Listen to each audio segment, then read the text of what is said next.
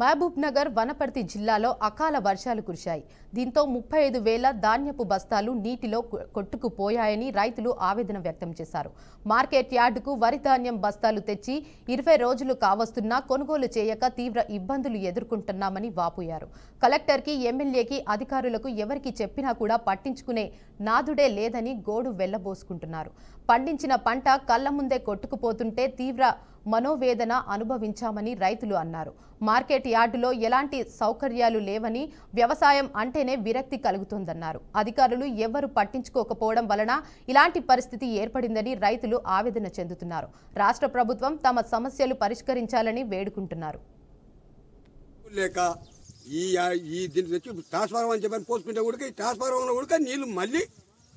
మమ్మల్ని నాశనం పట్టిస్తుంది. లాస్ట్ గుడక అవి ఎత్తలేక గుడక మాకు భాస్కరం వస్తలేదు. ఎన్ని ఓట్లు ఉన్నాయి తాత? ఒడ్లు వర్చలేరు, ఎత్తలేరు.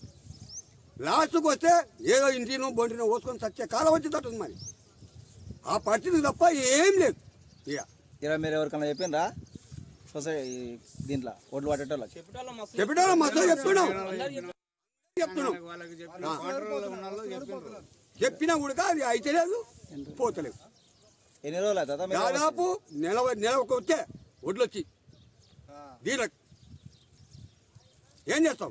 నెలకు కూడా ఇవాళ ఇస్తాం అంటే పని లాస్ట్కి వస్తే మామూలు వాన కూడా ఈ పని అయింది. సంతులు కూడా పబ్లిక్లో మోస్తూ ఉన్నాయి. సంతులు 50,000 సంతులు ఉన్నాయి. అవి కూడా ఎత్తలేరు. మొజ్జలు కాక ఏం చేయాలి? చావాలన్నా కొట్టుకొని చావాలన్నా బతకాలన్నా పడతాం. ఇక పోసుకున్నాం. మా మక్కలు మొత్తం 3 టాళ్ళే మక్కలు మొత్తం వర్షం వచ్చి నీళ్ళలోనే దేవుకుంటున్నాం. మేము మా పరిస్థితి ఏందో చూడాలి వచ్చి మీరు. మా పరిస్థితి బాగాలేకనే మేము ఆడిన పడి వచ్చి ఈడ పోసుకుంటే ఈడ కూడా వానలనే దేవుకుంటున్నాం.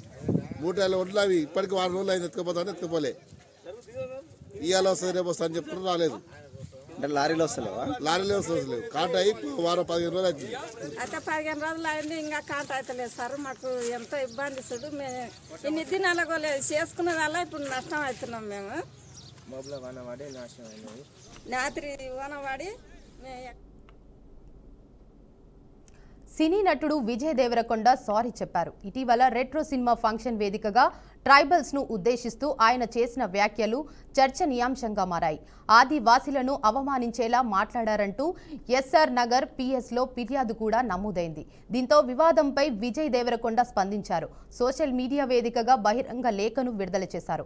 తాను ఎవరి మనోభావాలను కించపరచలేదని, రెచ్చగొట్టలేదని అన్నారు. రెట్రో సినిమా ఫంక్షన్లో తాను ఉద్దేశపూర్వంగా ట్రైబ్స్ గురించి మాట్లాడలేదన్నారు. ఆదివాసీలంటే తనకు అమితమైన గౌరవం ఉందన్నారు. ఐక్యత, అభివృద్ధి, శాంతి గుర్తించి ప్రస్తావించడమే తన లక్ష్యమని తెలిపారు. తన వ్యాఖ్యల వల్ల ఎవరి మనోభావాలను దెబ్బతిని ఉంటే అందుకు చింతిస్తున్నానని చెప్పుకొచ్చారు.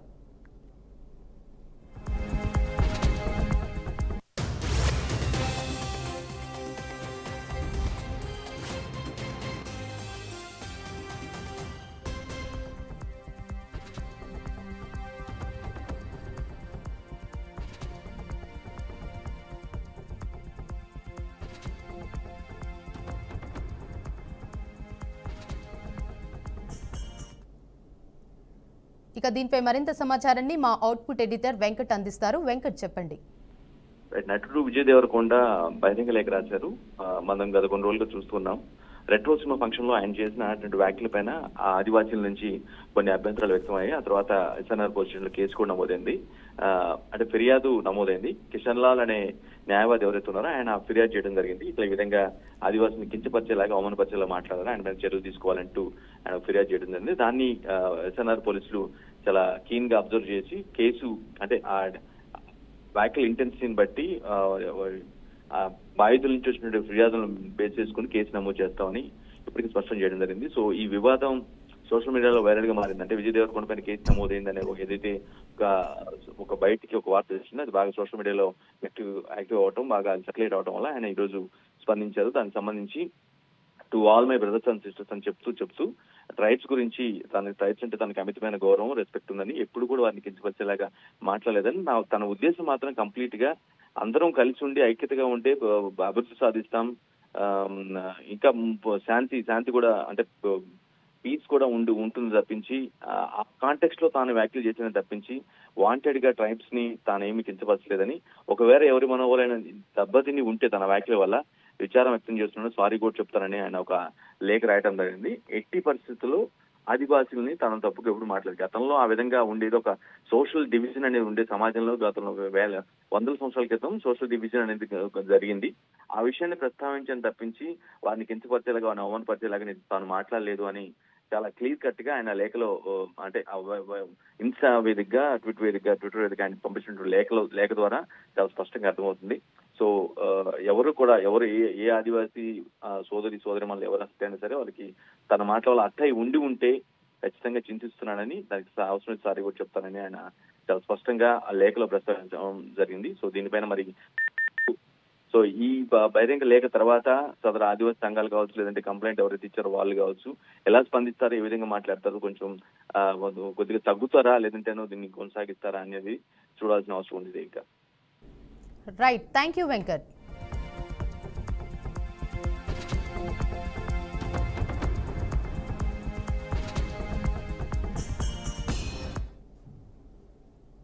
రైట్, బ్రేకింగ్ న్యూస్ చూస్తున్నాం. శ్రీ సత్యసాయి జిల్లా పుట్టపర్తిలో ఈదరు గాలులతో కూడిన భారీ వర్షం కురిసింది. బుక్కపట్నంలో వర్షం దాటికి 500 ఎకరాల మామిడి పంట నష్టం వాటిల్లింది. పంట చేతికొచ్చిన సమయంలో అకాల వర్షం నెట్టేట ముంచిందని రైతులు ఆవేదన వ్యక్తం చేశారు. 500 ఎకరాలలో సాగు చేసిన మామిడికాయలు నేలే కొరిగాయని వాపోయారు. లక్షలు పెట్టుబడి పెట్టి మామిడి పంటను కంటికి రెప్పలా కాపాడుకుంటే వరుణుడు కోలుకోలేదని దెబ్బతీశాడని రైతులు లబోదిబోమన్నారు. అప్పు చేసి పంట సాగు చేశామని మామిడికాయలు సైజు భారీగా ఉన్నప్పటికీ ఈదరు గాలులతో అన్ని నేలరాలాయన్నారు. ప్రభుత్వమే తమని ఆదుకోవాలని రైతులు వేడుకుంటున్నారు.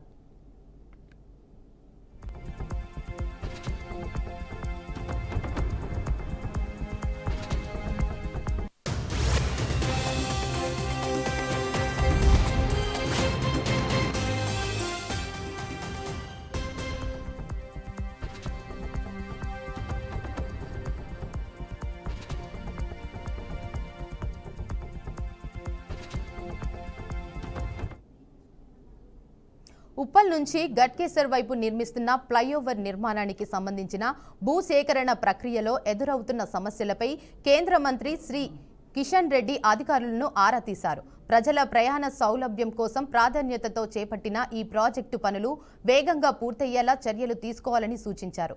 ఉప్పల్ గట్కేసర్ ఫ్లైఓవర్ నిర్మాణం కోసం భూమి సేకరణలో ఆలస్యం పట్ల కేంద్ర మంత్రి కిషన్ రెడ్డి సీరియస్ అయ్యారు. సుమారు 400 కోట్ల వ్యయంతో నిర్మితమైన అంబర్పేట ఫ్లైఓవర్ను మే 5న కేంద్ర రోడ్డు రవాణా శాఖ మంత్రి నితిన్ గడ్కరీ అధికారికంగా ప్రారంభించారు.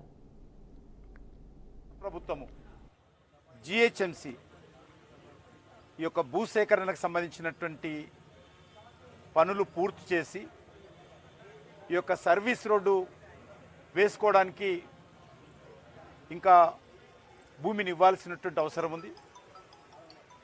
ఈ విషయంలో ముఖ్యమంత్రి గారికి, గతంలో కేసీఆర్ గారు కానీ, ఇప్పుడు ఉన్నటువంటి రేవంత్ రెడ్డి గారు కానీ అనేక ఉత్తరాలు రాయడం జరిగింది.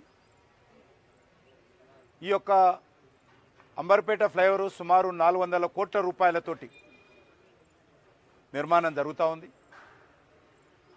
5వ తేదీ సాయంకాలము 4 గంటలకు కేంద్ర ప్రభుత్వ రహదారుల శాఖ మంత్రి అయినటువంటి నితిన్ గడ్కరీ గారి చేతుల మీదుగా ఇది ప్రారంభోత్సవం అధికారపూర్వకంగా చేసుకుంటాం. ఇంకా నేను ఈరోజు జిహెచ్ఎంసీ అధికారులతో, మున్సిపల్ కమిషనర్తో, పోలీస్ అధికారులతో కూడా మాట్లాడడం జరిగింది. ఈ యొక్క అమరావతి పునఃప్రారంభం కార్యక్రమంపై మాజీ మంత్రి అంబటి రాంబాబు విమర్శలు చేశారు.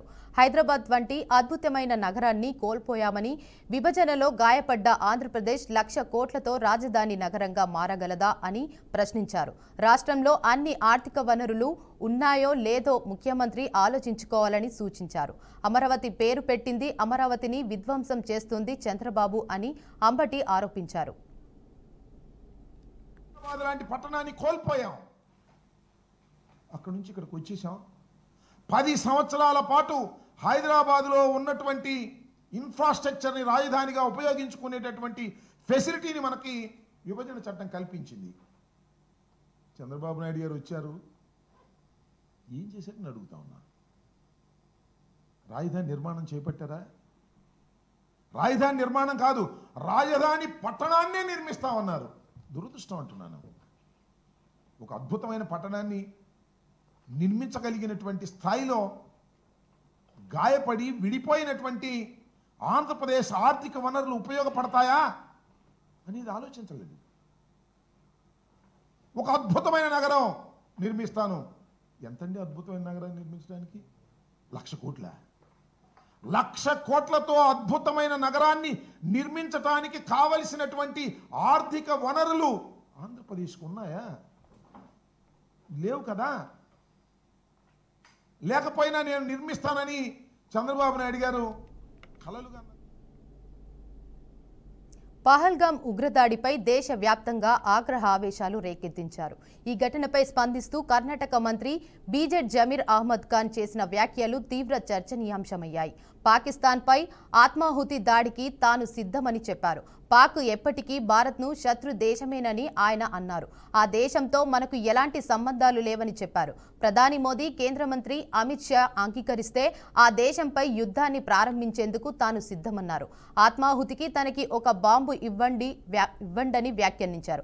అంతకుముందు పహల్గామ్ దాడిని తీవ్రంగా ఖండించిన ఆయన ఉగ్రవాదానికి వ్యతిరేకంగా పోరాడేందుకు భారతీయులంతా ఏకం కావాలని పిలుపునిచ్చారు. ನಾನು ಮುಂಚೆ ನಾನು ಹೇಳ್ತಾ ಇದ್ದೆ, ಭಾಳ ಸತಿ ಹೇಳ್ತೀನಿ ನಾನು, we are Indians, we are Hindustani. ನಮಗೂ ಪಾಕಿಸ್ತಾನಕ್ಕೆ ಸಂಬಂಧ ಇಲ್ಲ. ನಮಗೂ ಪಾಕಿಸ್ತಾನಿಗೆ ಯಾವ ಸಂಬಂಧನೂ ಇಲ್ಲ. ಯುದ್ಧ ಮಾಡಬೇಕಂದ್ರೆ ರೆಡಿ. ಅದಕ್ಕೆ ನನಗೆ ಆಸ್ ಎ ಮಂತ್ರಿಯಾಗಿ ನಾನು ಕಳಿಸ್ತಾರಂದ್ರೆ ಹೇಳಿ ನಾನು ಹೋಗಲು ಸಿದ್ಧ. ನಾನೇ ಹೋಗ್ತೀನಿ ಅಲ್ಲಿ ಯುದ್ಧ ಮಾಡಬೇಕು ದೇಶಕ್ಕೋಸ್ಕರ. ನಡೀರಿ, ಹೋಗ್ಬಿಡುವ. ನಾನು ಹೋಗ್ತೀನಿ ರೀ. ಬೇಕಾದರೆ ಸುಸೈಡ್ ಬ್ಯಾಮ್ ಆಗ್ತೀನಿ ನಾನು. ಓಪನ್ ನಾನು ಹೇಳ್ತಲ್ಲ, ಕೇಳಿಲಿ. ನಾನು ತಮಾಷೆಗೆ ನಾನು ಜೋಶಲ್ಲಿ ಹೇಳ್ತಾ ಇಲ್ಲ. ಈ ದೇಶಕ್ಕೋಸ್ಕರ ನನ್ನ ಗತಿ ಇದ್ರೆ ಸುಸೈಡ್. జ్యోతిర్లింగ క్షేత్రమైన కేదార్నాథ్ ఆలయానికి భక్తులు పోటెత్తారు. నిన్న తొలి రోజే రికార్డు స్థాయిలో 30,000 మందికి పైగా మంజునాథుడిని దర్శించుకున్నారు. చార్ధామ్ యాత్రలో భాగంగా నిన్న ఉదయం 7 గంటలకు వేద మంత్రోచ్చారణలతో కేదార్నాథుని ఆలయ తలుపులు తెరుచుకున్నాయి. సాయంత్రం 7 గంటల వరకు అధికారిక గణాంకాల ప్రకారం 30,000 మందికి పైగా భక్తులు దర్శించుకున్నారు. ఇందులో 19,196 మంది పురుషులు ఉండగా 10,597 మంది మహిళలు, 361 మంది ఇతరులు ఉన్నారని అధికారులు వెల్లడించారు.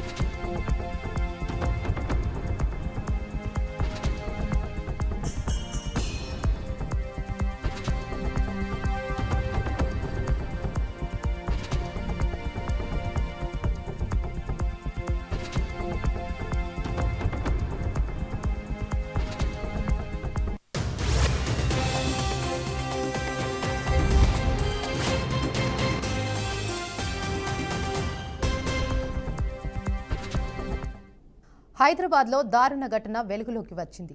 16 ఏళ్ల మైనర్ బాలుడిపై 28 ఏళ్ల యువతి పలుమార్లు లైంగిక దాడికి పాల్పడింది. జూబ్లీహిల్స్లో నివాసం ఉండే 28 ఏళ్ల ఓ యువతి తన ఇంటి పక్కన ఉండే 16 ఏళ్ల బాలుడితో పరిచయం పెంచుకుంది. ఆ తర్వాత తన ఇంటికి పిలిచిన ఆమె బాలుడిని మాయమాటలు చెప్పి లోబరుచుకుంది. అలా పలుమార్లు తన ఇంట్లోనే మైనర్పై ఆమె లైంగిక దాడికి పాల్పడింది. ఈ విషయం బయటకు చెబితే తనపై అత్యాచారం చేశావని చెబుతానంటూ బాలుడిని బెదిరించింది. దాంతో భయపడిపోయిన బాలుడు విషయం ఎవరికీ చెప్పలేదు. తాజాగా మరోసారి అతనిపై లైంగిక దాడికి పాల్పడిందామె. అలాగే అసభ్యకరంగమైన పనులు చేయాలంటూ బాలుడిని బలవంతం చేసింది. తనపై గత కొంతకాలంగా యువతి చేస్తున్న దారుణాన్ని పేరెంట్స్కు చెప్పాడు. దాంతో బాలుడు తల్లిదండ్రులు వెంటనే పోలీసులకు ఫిర్యాదు చేశారు. దీంతో ఈ షాకింగ్ ఘటన వెలుగులోకి వచ్చింది. బాధిత బాలుడి పేరెంట్స్ ఫిర్యాదు మేరకు పోలీసులు యువతిపై పోక్సో కేసు నమోదు చేసి దర్యాప్తు చేస్తున్నట్లు తెలిపారు.